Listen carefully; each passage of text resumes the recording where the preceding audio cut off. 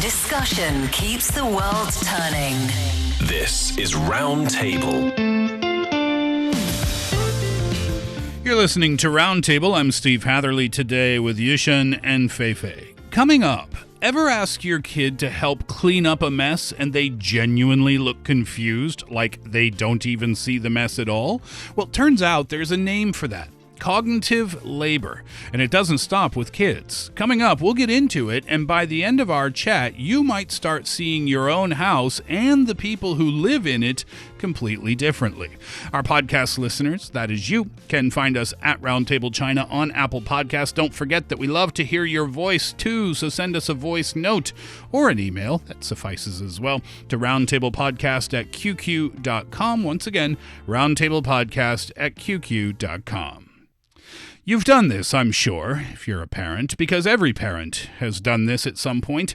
You look at your kid standing in a room that is a total mess, clothes on the floor, dishes on the tables, backpacks exploded, seemingly, in the hallway, and you say, "Hey, can you help me clean this up?" They genuinely look around the room and they say, "Help with what?" Well, your first instinct as a parent perhaps is to think that they're lying, or at least stalling, or maybe even being sarcastic on purpose. But there's real research out there suggesting that they're not lying at all. And once you understand why, it stops being a story about messy kids' rooms entirely. It starts being a story about how invisible work gets divided in every household at every age, including the one that you might be standing in the middle of right now with all of your family members. So today we're going to pull apart and dig into something researchers call cognitive labor. We're going to learn what it is, what it's all about, and why it's so important, especially, well, I don't know. I was going to say especially for kids and parents. Not so. But it's not just for the kids to learn. But since I mentioned kids, let's start there. I said it in the opening, didn't I? That kids, when you say, "Hey, help me clean up the mess," and they say, "What mess?" Why is it that they genuinely, really cannot see what you can see? Does that sound familiar, Fei Fei? Well, it sounds familiar. I'm not referring to my kids, but my husband for these kids. Okay. Yes. So, but I find it very interesting is because in 2020, actually, this is where this theory basically comes from, or part of it. An American mom called Kate, she went home and she told her two kids, one aged 9, one 6 at the time, to look around the house and clean up what needs cleaning. And the kids, they froze and stood there, not really fighting her, not really ignoring her, just stuck, saying, "Help with what?" For me, I would be getting really frustrated and then clean it myself. Yeah, because you assume the children can see what you can see, Yeah. and they are choosing to ignore you completely. Yeah, or they just don't care. But what the moms did is something very different. So instead of giving up on the ask, she got curious about that freeze that her children gave her herself, and she tried something else. She set a timer about 15 minutes for the younger kid and 20 to 30 minutes for the older one, and had her kid walk around the house with one job. Notice what needs attention and then take care of it. She didn't really have a list for them. That's what also some of the moms would try, or no instructions on what counts. So the first few rounds, the kid noticed basically almost nothing. Okay. So nothing actually got cleaned. She didn't push it, but instead she walked around with them, and instead of pointing things out herself, she asked questions like, "What do you see on this floor that could be picked up?" And then they work out together where things actually belonged. For example, the pajamas go to the laundry basket. Upstairs, for example, every time the timer went off, she thanked them no matter how little got done. Oh, because she set the timer for, what was it, 15 for the 6-year-old and 20 for the 9-year-old. So every time the timer went... So this was the experiment. She set the timer, walk around the house, and she doesn't say, "Hey, pick that up, do this, clean that." She just asks the kids to walk around, and what do you see that needs to be cleaned? And then when the timer went off, Mom said, Thank you very much for doing that. Even though they just, for example, pick up a cup or pajamas. Okay. As little as that. And then slowly it started to change.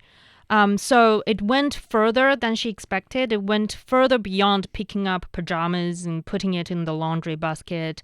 6 years later, she says her kids don't just notice physical mess around. They notice emotional things too, like their mom's having a really rough day and she could use a hug and they went and hug her.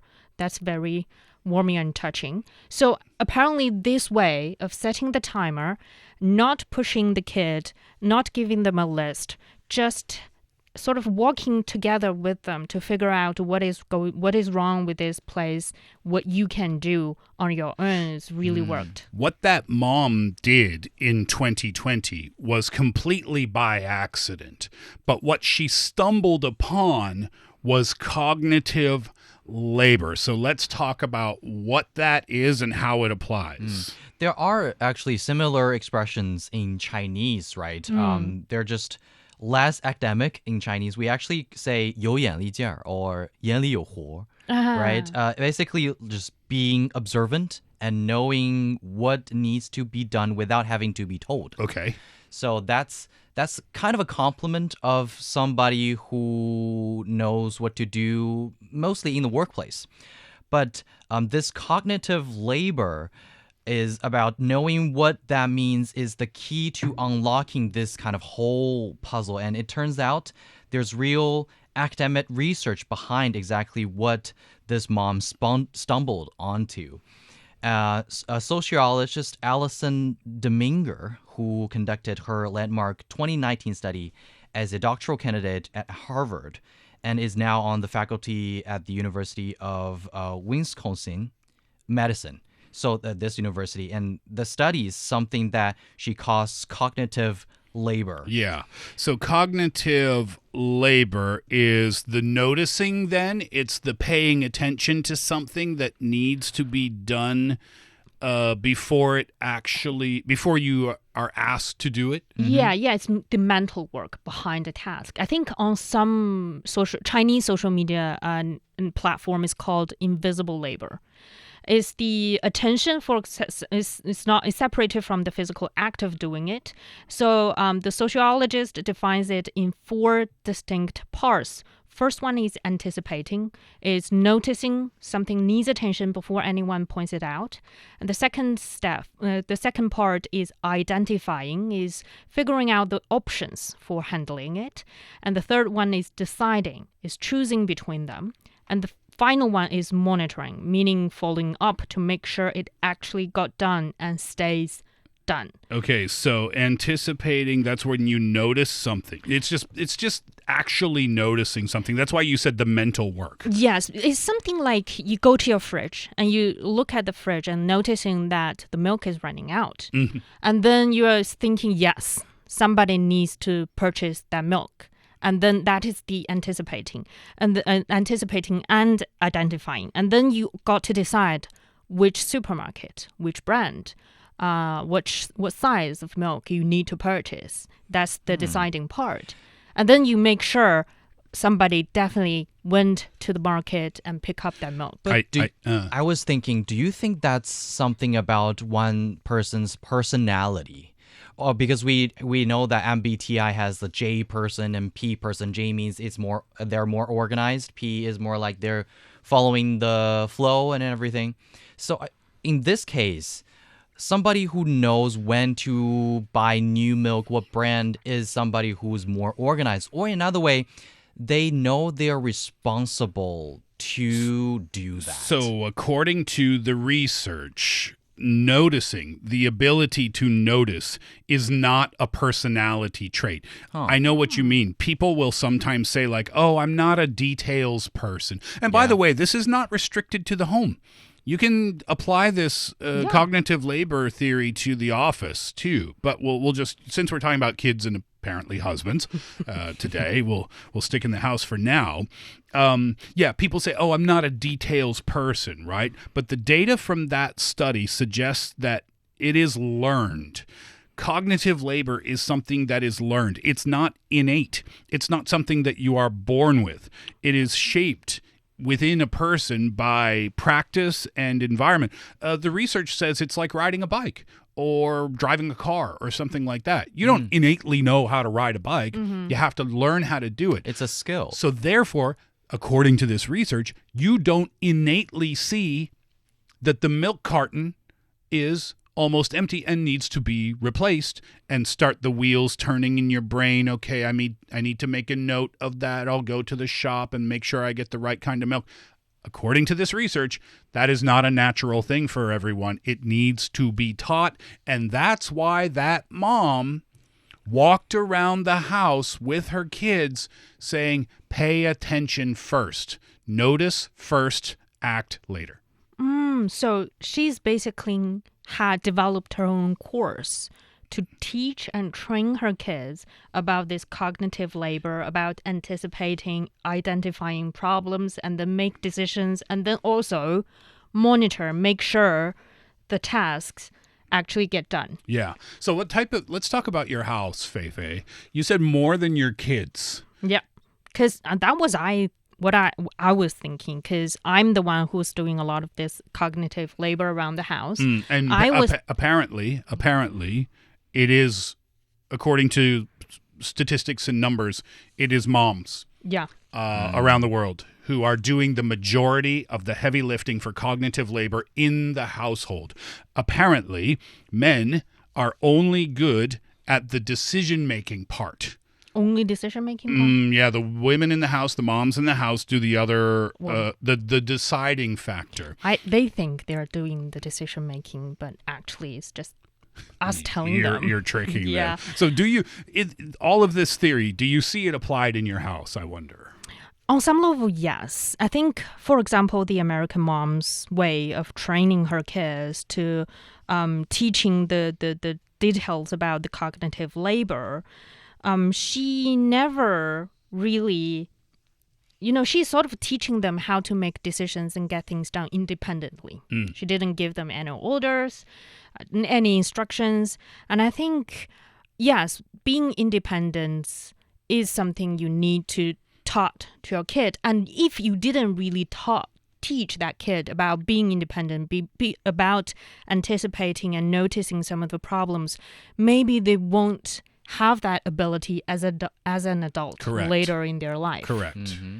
And that is, I think, why Steve mentioned a lot of the women in households are doing the heavy lifting when it comes to cognitive labor, is because most of the time boys were not taught with this kind of skills. Well, it's interesting that you mentioned that, because the University of Michigan did a study, and what they found was that a long time ago, young girls aged 5 to 14 spent about 40% more time on household chores of boys their age. Now, if you fast forward to later on in life for those kids, the same data from 2015, they found that the kids' gap had specifically narrowed to near parity it was 2014. Boys were doing about 27 minutes of housework a day compared to girls 30 minutes. So there used to be a gap in the amount of work they were doing, right? But what hadn't changed, according to that study from Michigan, is the adult gap.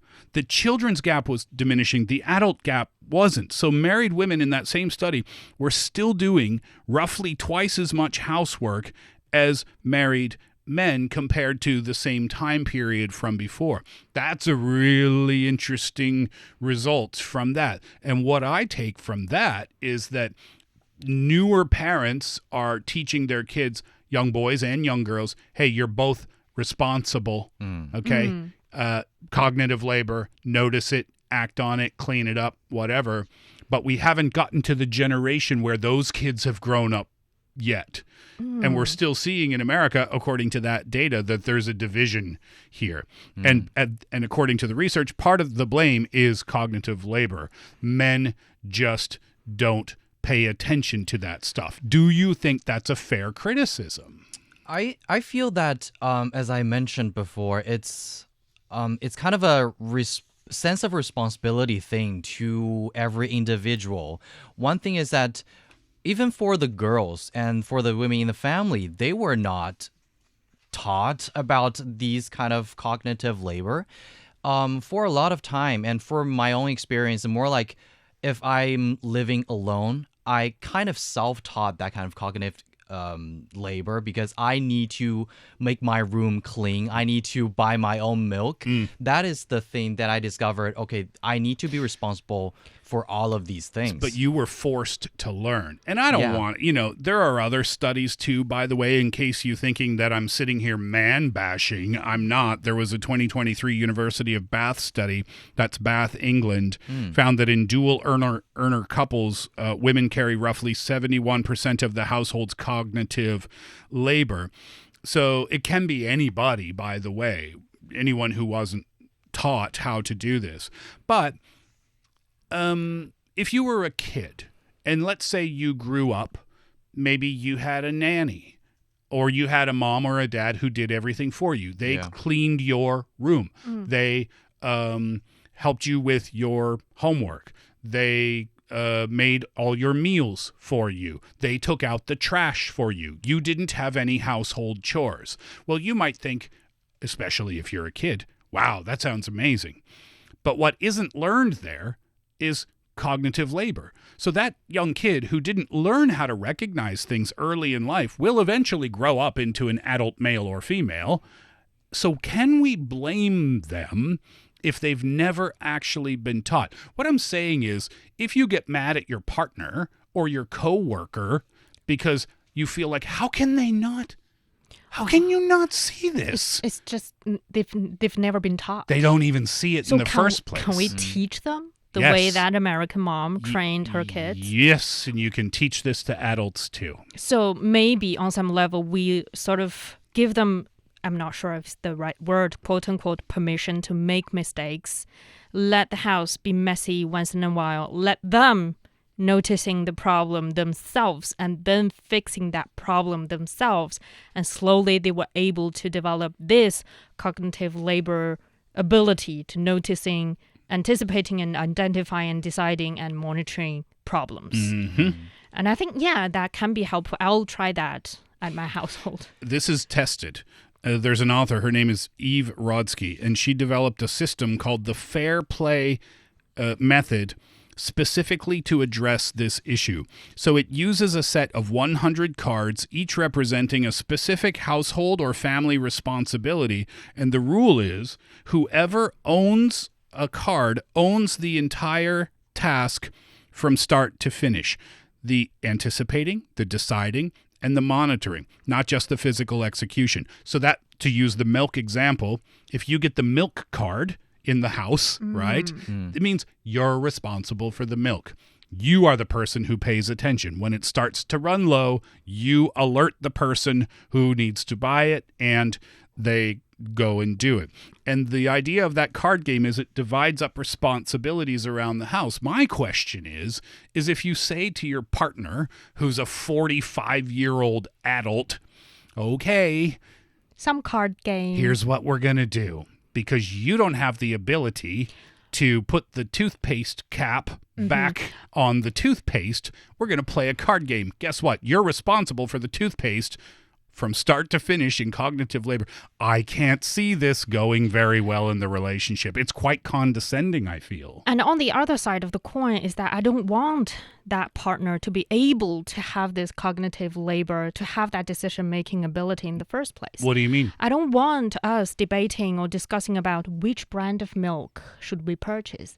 I just want to be a simple execution. I told you to buy this brand of milk, you get it on, and that's easy. So that is why I think on some level, maybe they're not able to have this cognitive labor abilities. Is making things easier. Because somebody that's gets to another be... gray area. You need to develop That's next skill, level. but not too high, so that you can have a space for discussion, and then also decide who can decide the that kind of deciding power. Just very quickly, Yushun, do you feel like your cognitive labor ability has strengthened since you've started living alone? Yeah, absolutely. Yeah, it gets easier, right? Yeah, and I started to notice what need to be done. Yeah, I don't know. Don't play that card game with your adults in the Not house. really Might wise. go wrong. That's it for today's roundtable. For Yushun and Fei Fei, I'm Steve Hatherley. Thanks for being with us, and we'll see you next time.